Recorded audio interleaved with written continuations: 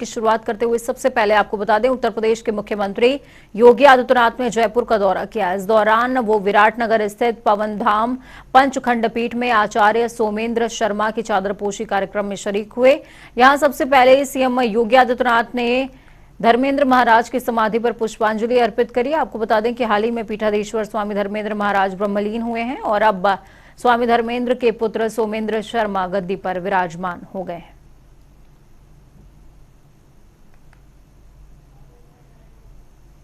सब जानते हैं प्रधानमंत्री जी ने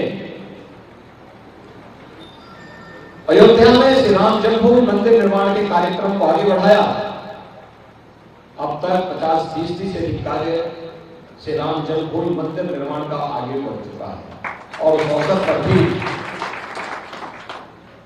आचार्य जी महाराज अयोध्या धाम पधारे। कितनी खुशी थी उनके मन में। वे आंदोलन में तपे थे, उस आंदोलन में आगे बढ़े थे।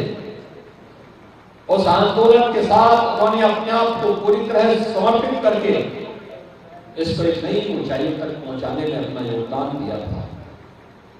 और यही तो है भारत के संतों की परंपरा। कोई ऐसा सनातन हिंदू धर्म से जुड़े हुए मानदंड तो नहीं थे जिनके लिए उन्होंने अपना योगदान नहीं किया। और गोरखपीठ से तो उनका संबंध 3 पीढ़ियों से था।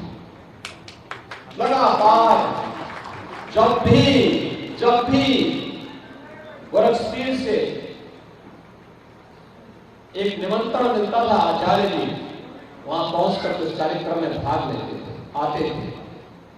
कहीं भी आह्वान कर दिया, वे कार्यक्रम के साथ जुड़ करके एक अपनत्व का भाव उनके मन में सदैव झलकता था। आज के इस अवसर पर मैं आचार्य पूज्य स्वामी आचार्य धर्मेंद्र जी महाराज के श्री चरणों में नमन करते थे।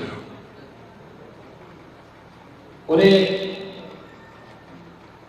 गोरखपीठ की ओर से भी और सकल सनातन हिंदू धर्म के उनके सभी शुभचिंतकों और अनुयायियों की ओर से भी नमन करते हुए विनम्र श्रद्धांजलि अर्पित करता हूं। तो वहीं मुलायम सिंह यादव का हेल्थ बुलेटिन जारी हो चुका है। मेदांता हॉस्पिटल ने यह हेल्थ बुलेटिन जारी किया है। मुलायम सिंह की हालत अभी भी क्रिटिकल बताई जा रही है। आपको बता दें कि उन्हें जीवन रक्षक दवाओं पर रखा गया है। आईसीयू में मुलायम सिंह यादव का लगातार इलाज चल रहा है, जो कि स्पेशलिस्ट डॉक्टर्स की टीम लगातार कर रही है। तो बड़ी खबर, अहम जानकारी आपको दे रहे हैं। आईसीयू में मुलायम सिंह यादव का इलाज चल रहा है और पूरा यादव कुनबा इस दौरान वहां पर मौजूद है। लगातार जो बड़ी बड़ी हस्तियां हैं वो भी पहुंच रही हैं। मेदांता हॉस्पिटल में लगातार इलाज चल रहा है मुलायम सिंह यादव का। पहले उनको बताया जा रहा था कि कई तरह की जो सीवियर इंजरीज हैं वो हैं और उसके अलावा भी मुलायम सिंह यादव को अब जीवन रक्षक दवाओं पर रखा गया है। आईसीयू में इलाज चल रहा है उनका। किसानों की लड़ाई लड़ने वाले स्वर्गीय चौधरी महेंद्र सिंह टिकैत की 87वीं जयंती मनाई गई है। मुजफ्फरनगर में उनके पैतृक गांव सिसौली में स्थित किसान भवन में किसान मजदूर अधिकार दिवस के तौर पर यह जयंती मनाई गई, जिसमें राष्ट्रीय लोकदल के अध्यक्ष जयंत चौधरी, आम आदमी पार्टी से सांसद संजय सिंह और किसान नेता राकेश टिकैत समेत कई दूसरे नेता भी मौजूद रहे। सांसद संजय सिंह ने कहा कि देश में जब तक अन्नदाताओं की समस्याएं रहेंगी, उनकी पीड़ा रहेगी, तब तक स्वर्गीय महेंद्र सिंह टिकैत के संघर्ष को याद किया जाएगा। संजय सिंह ने कहा कि संसद के अंदर किसान आंदोलन कर रहा था तो मैंने माइक तोड़ दिया था, जिस पर बीजेपी ने आपत्ति दर्ज कराई, लेकिन मैंने कहा कि जब बीजेपी के लोग किसानों की हड्डियां तोड़ सकते हैं तो मैं माइक क्यों नहीं तोड़ सकता।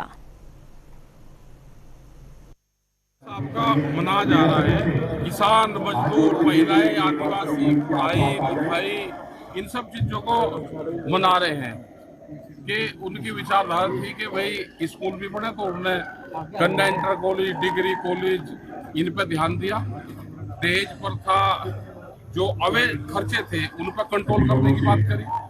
जब तक ये देश और इस देश के अन्नदाताओं की पीड़ा रहेगी तब तक स्वर्गीय महेंद्र सिंह टिकैत जी को याद किया जाता रहेगा, उनके आंदोलन, उनके संघर्ष को याद किया जाता रहेगा और उन्हीं के पद चिन्हों पर राकेश टिकैत जी, नरेश टिकैत जी और इनका पूरा परिवार चल रहा है।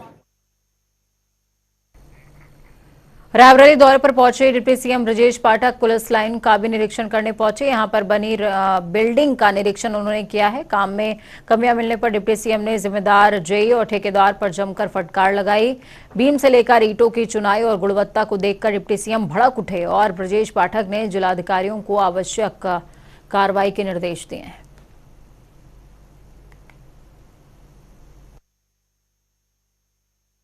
बरेली जनपद में विकास योजनाओं की स्थलीय निरीक्षण के लिए हम और माननीय मंत्री दिनेश जी आए हुए हैं और जो केंद्र प्रदेश सरकार की योजनाएं हैं धरातल पर वो ठीक से चल रही हैं कि नहीं, इसको हम देखेंगे और माननीय मुख्यमंत्री जी को रिपोर्ट देंगे। हमारी सरकार की प्रतिबद्धता है कि रायबरेली को हम सर्वश्रेष्ठ जनपद के रूप में विकास कार्यों में और कानून व्यवस्था में स्थापित करेंगे। हमारी पूरी सरकार इसके लिए काम करेगी। उत्तर प्रदेश के डिप्टी सीएम केशव प्रसाद मौर्य दिल्ली दौरे पर पहुंचे हुए थे। इस दौरान डिप्टी सीएम देश की राष्ट्रपति द्रौपदी मुर्मू से शिष्टाचार भेंट करते नजर आए। डिप्टी सीएम ने राष्ट्रपति भवन में जाकर ये मुलाकात करी। इस दौरान केशव प्रसाद मौर्य ने राष्ट्रपति द्रौपदी मुर्मू को बुके भी भेंट किया।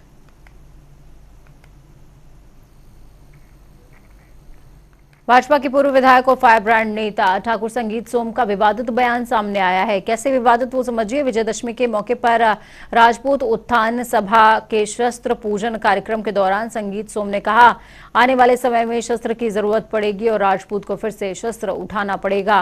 कार्यक्रम में बोलते हुए संगीत सोम ने कहा कि जिस तरीके से एक वर्ग विशेष की आबादी बढ़ रही है, आतंकवाद बढ़ रहा है, लोगों को टारगेट किया जा रहा है, अलगाववाद की बात कही जा रही है, सिर कलम करने की बात कही जा रही है। इन सब को खत्म करने के लिए एक बार फिर राजपूत समाज को शस्त्र उठाना ही पड़ेगा।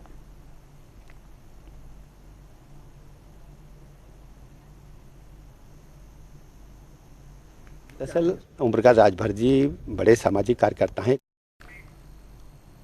डिप्टी सीएम ब्रजेश पाठक आज बछरावा पहुंचे, जहां पर उन्होंने कान्हा गौशाला पहुंचकर गणेश जी और गाय की पूजा करी और गौशाला का निरीक्षण भी किया। व्यवस्था से संतुष्ट ब्रजेश पाठक ने अफसरों की सराहना करी। उसके बाद डिप्टी सीएम कुंदनगंज में पहुंचकर चौपाल भी लगाते नजर आए।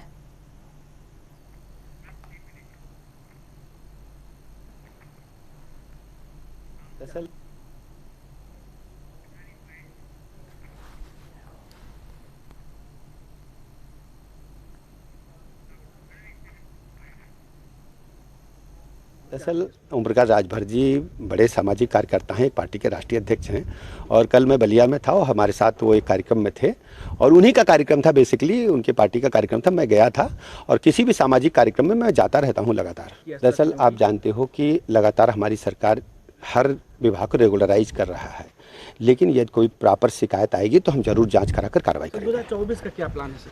24 में हम 80 की 80 सीटें जीतेंगे। भारतीय जनता पार्टी आदरणीय प्रधानमंत्री नरेंद्र मोदी जी की गरीब कल्याण नीतियों को लेकर के और उत्तर प्रदेश सरकार के विकास और कानून व्यवस्था जो हमारी चाक चौबंद है उसको लेकर के हम जनता के बीच में हैं और विपक्ष बुरी तरह से हताश है। हम सभी सीटों पर विजयश्री हासिल करेंगे।